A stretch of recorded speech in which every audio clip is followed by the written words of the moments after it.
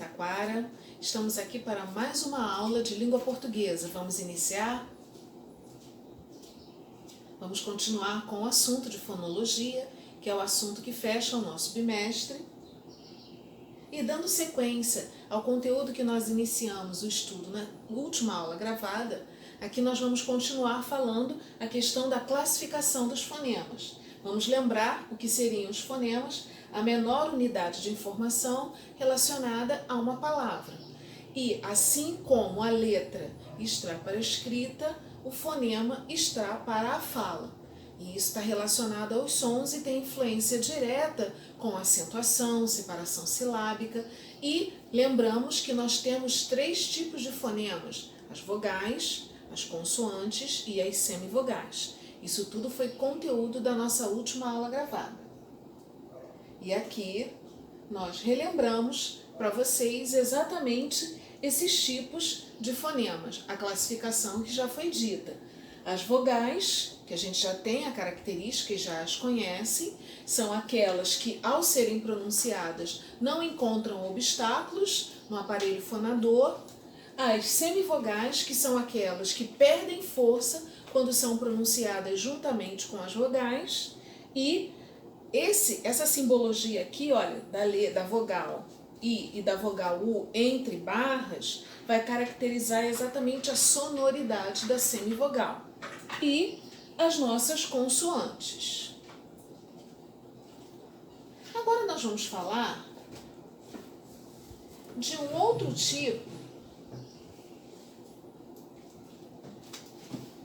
Deixa eu voltar o slide aqui, pessoal, que eu avancei um pouquinho.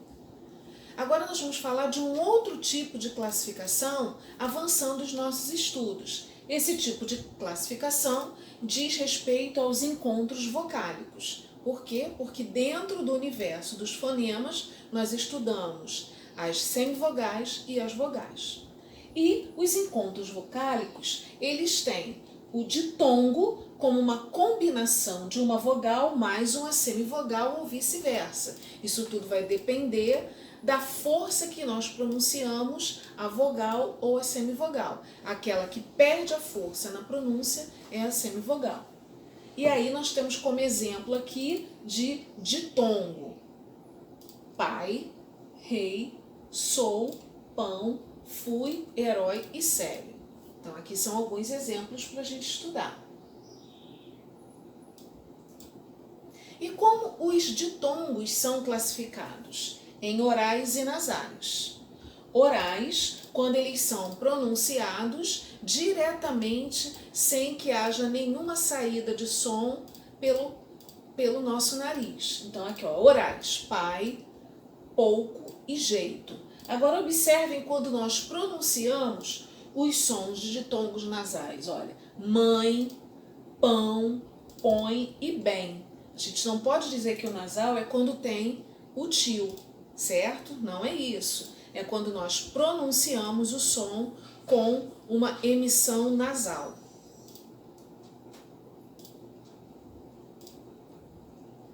Nós também temos os ditongos classificados como crescentes e decrescentes. Quando é que eles são crescentes? Quando a gente tem a semivogal mais a vogal. Então, olha o exemplo aqui, olha: gênio, pátria, série. Quando nós pronunciamos essas palavras, a nossa semivogal aqui, ó, representada nos 3 exemplos pela vogal I, pela letra I, e a vogal logo na sequência. Então, quando você pronuncia gênio, qual é a vogal que tem mais força? O O. O I, ele perde essa força exatamente também por essa questão de que logo na primeira sílaba da palavra nós temos o som, que é o som mais forte. E a decrescente é quando nós temos a vogal na frente e a semivogal depois. Então olha aqui, ó: pauta, meu, rio. Quando a gente pronuncia a vogal que está na frente, ela tem mais força do que o som da semivogal, que já vai diminuindo a intensidade da pronúncia. E aí, quando nós falamos do nosso ditongo, o que nós dizemos aqui? Olha, por terem som próximo de I e U, em certos casos, respectivamente, o E e o O podem exercer função de semivogal. Isso acontece porque a gente costuma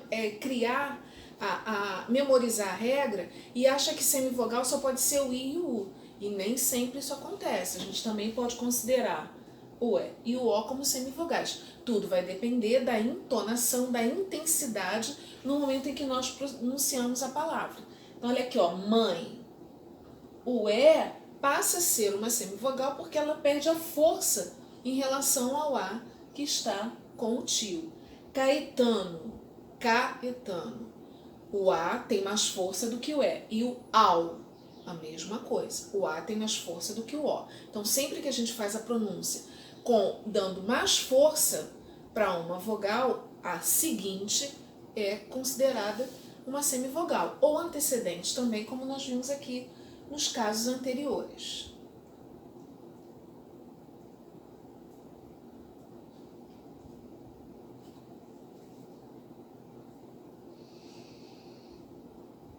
E aí nós vamos falar agora do tritongo.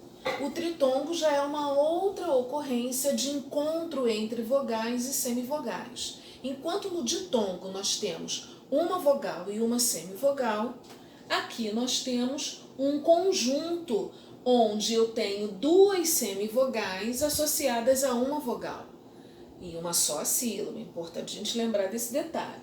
Podem ser orais e nasais. Oral é quando eu tenho, exemplo aqui, iguais, Uruguai. Nasal, saguão, sagões, enxáguem. Então a força vai para a vogal e as duas que a acompanham na mesma sílaba perdem essa força, têm uma pronúncia menor e aí são consideradas semivogais. O hiato. O hiato já é um outro exemplo. Por quê? Porque ele tem o encontro de duas vogais pronunciadas em dois impulsos distintos, formando sílabas diferentes. O hiato é diferente do ditongo e do tritongo, porque o ditongo e o tritongo estão na mesma sílaba. O hiato está na ocorrência de sílabas diferentes. Então a gente tem aqui, ó, Saara. Saara nós temos duas vogais iguais que ao fazermos a separação, elas encontram-se em sílabas diferentes. Voo, a mesma coisa. Sílabas diferentes, caracterizamos o hiato. Creio, né? A gente tem aqui a mesma coisa, duas vogais, na separação silábica elas ficarão em sílabas diferentes, mais uma ocorrência aí de hiato. Vamos ver mais exemplos? Aqui, saúde, lua, construir, suado, ruim, secretaria, psicologia, baú, carioca e bainha. Então reparem, olha a separação de sílabas aqui entre o A e o U de saúde, o A e o U de lua, o construir, que ficam em sílabas separadas, o suado, o ruim, não é ruim, pelo amor de Deus, quando vocês forem pronunciar essa palavra, vocês não podem dizer que é ruim, é ruim. Justamente aqui, olha a separação silábica que faz a gente guardar essa ocorrência. A secretaria, olha aqui, ó, o I e o A sendo separados, o psicologia, o baú, o carioca separados aqui e o bainha. A gente tem que ficar atento, enjoo também, o joelho. E aqui vamos ver casos que a gente tem que ter atenção. Veia, saia e gaiola são exemplos clássicos de hiato. E os encontros consonantais? Nessa nossa sequência aqui, vamos ver a ocorrência deles. Os encontros consonantais são a sequência de dois ou mais fonemas consonantais numa palavra. Então, nós temos aqui, ó, brado, e aí as consoantes foram colocadas em destaque. Creme, plano, regra, ciclo, atleta, atrás e tcheco. Então, todas as vezes que nós temos na mesma sílaba o encontro de fonemas consonantais, o que são os fonemas consonantais? São todas as consoantes, Rose? Não, são as palavras que são pronunciadas, porque nós estamos estudando fonologia, com o encontro de obstáculo no momento em que nós pronunciamos a letra. E aí isso acontece exatamente com as consoantes. Então tá aqui, ó, todos os exemplos que nos ajudam a encontrar exatamente esse fato. E aí podem ser os encontros consonantais na mesma sílaba, clima, flores, e em sílabas diferentes. E aí a gente tem que ter muita atenção, porque essa divisão silábica, principalmente no momento da redação, pessoal, fiquem atentos, porque essas coisas descontam ponto de ortografia, a separação silábica de encontros consonantais. Olha, o apto e o pacto. Vai acontecer a separação aqui. E aí, encerramos aqui. Mais uma vez, eu recoloquei o mapa mental para ajudar na memorização e nos estudos dessa parte da nossa matéria. Nos vemos na próxima aula. Até lá!